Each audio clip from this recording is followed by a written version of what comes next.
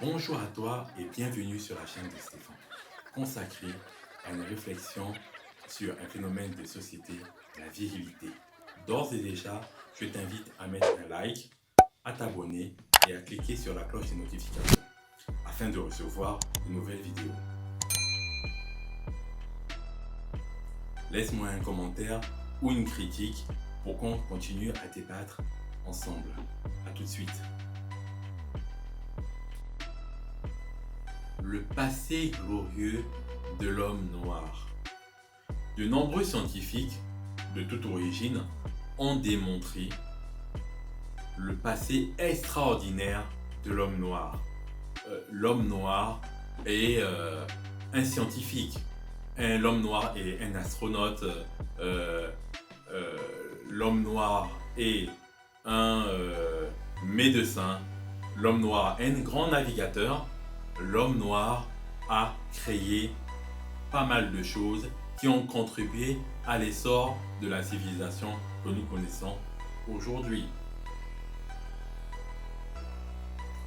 Je peux te citer parmi ces grands scientifiques, parmi ces grands savants qui ont mis aux yeux de la lumière, qui ont mis aux yeux du monde entier la grandeur de l'homme noir, les prouesses extraordinaires des hommes noirs, étant sur le plan scientifique, en astronomie, en médecine, en navigation, en mathématiques. Je peux te citer donc le professeur Cheikh Anta Diop, égyptologue et homme de science. Je peux te citer aussi le docteur Théophile Obenga, qui est un disciple de Cheikh Anta Diop, et je peux te citer également le talentueux et le brillant professeur Kalala Omotunde. Donc, dans tous les écrits de ces hommes extrêmement brillants, il y a cité un certain Jean-François Champollion qui est tombé amoureux de la civilisation égyptienne et qui a été le premier, avec toute l'honnêteté de la science que la science impose. Il a été donc le premier à identifier que la civilisation égyptienne est noire. On peut citer aussi, je vais te parler aussi du philosophe Aristote, qui a été initié à la philosophie donc dans des écoles égyptiennes. Voilà. D'ailleurs, même en parlant d'Aristote, Théophile Obenga souligne cette chose importante. Il dit donc c'est dans un ouvrage aussi important que la métaphysique qu'Aristote le note et l'écrit. Aussi, l'Égypte a-t-elle été le berceau des arts mathématiques? Même si certains pseudo-scientifiques veulent le nier, la civilisation égyptienne est noire. Donc les Noirs sont des bâtisseurs de la plus grande civilisation jamais existée sur cette terre. L'homme noir est donc un grand bâtisseur.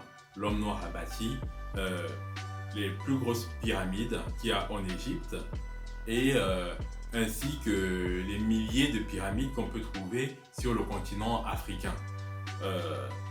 L'homme noir est un grand scientifique, un grand médecin, car il a été retrouvé des prothèses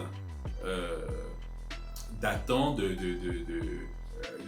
l'époque des pharaons.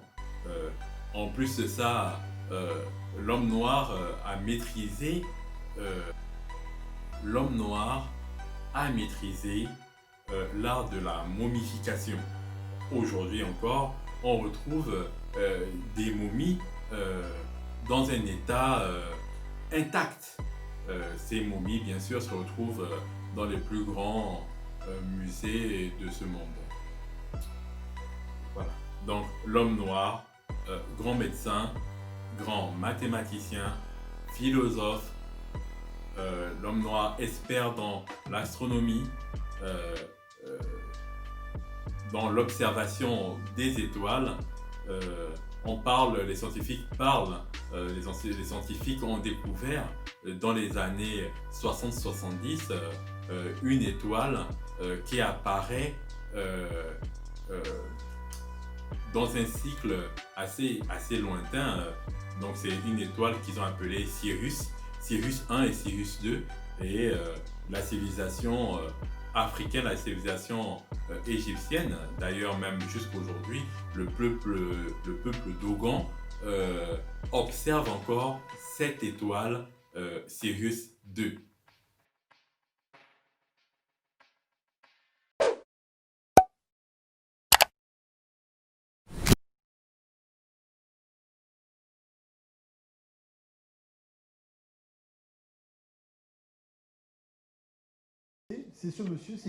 Jean-Philippe Omotunde, spécialiste des humanités classiques africaines, enseignant à l'Institut d'histoire à Niger, est un habitué des interventions publiques, notamment auprès des jeunes. Cette fois, il s'agit pour lui d'animer un atelier pédagogique au Cinémarex pour montrer la richesse de la pensée mathématique et scientifique africaine. Un prélude à la projection du film Les Figures de l'ombre de Théodore Melfi. Le sens de ma démarche, c'est de montrer véritablement que notre culture, qui est la culture du monde noir, est une culture scientifique, mathématique et technologique. Tous les savants de la planète l'ont déjà reconnu, l'ont déjà admis. L'Afrique est le berceau des sciences mathématiques, le berceau de l'écriture. Mais chose particulière, c'est que notre culture, nous la voyons toujours comme le folklore et le divertissement. Alors l'enjeu de ma démarche, c'est comment arriver à faire comprendre, vous voyez, au monde noir, que cette culture-là, elle est profondément scientifique. Les tresses africaines, les mathématiques fractales, les dessins, les représentations, par exemple au niveau des itérations, tout cela est repris dans la technologie et c'est utilisé pour faire progresser les tablettes tactiles, le téléphone numérique et compagnie. Un exposé ludique et interactif organisé en collaboration avec le Cinémarex dans le cadre de ces séances scolaires. Le principe, permettre à des établissements de venir le matin voir un film à un tarif réduit de moitié. Les Figures de l'ombre, une adaptation du livre de l'américaine Margot Lee Shetterly, publié en 2016, met en lumière 3 mathématiciennes afro-américaines qui ont travaillé à la NASA, un pan méconnu de l'histoire. C'est un film qui parle de tout ce qui concerne déjà dans les années 60 avec la difficulté pour les Noirs de s'intégrer dans ce système. Mais en plus là, nous avons des femmes noires qui arrivent à travailler, qui ont l'intelligence, contrairement à ce qu'on peut penser que les Noirs ne peuvent rien faire à cette époque. Là, elles y arrivent avec la force. Donc déjà pour les enfants, je pense que c'est très important de leur montrer ce genre de message pour qu'ils puissent comprendre que la force, elle est en soi-même et qu'on peut réussir. En une matinée, plus de 500 enfants répartis sur 2 salles ont assisté à ces séances à portée historique et scientifique. Une sortie qui s'inscrit dans une vraie démarche pédagogique pour les enseignants qui ont ainsi l'occasion d'adapter leur programme. On a souvent eu des informations venant principalement de l'Occident et aussi du monde de l'Europe en particulier.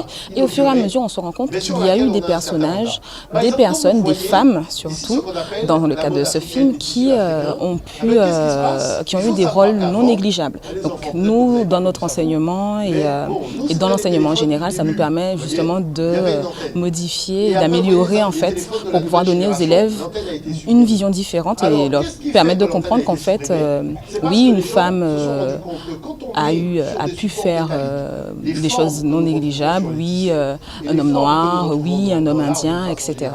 Le temps de la projection de ce long métrage, le public est aussi invité à découvrir l'exposition Inventeurs et découvertes du monde noir proposée par l'Institut d'histoire à Niger, installé en Guadeloupe depuis 2012.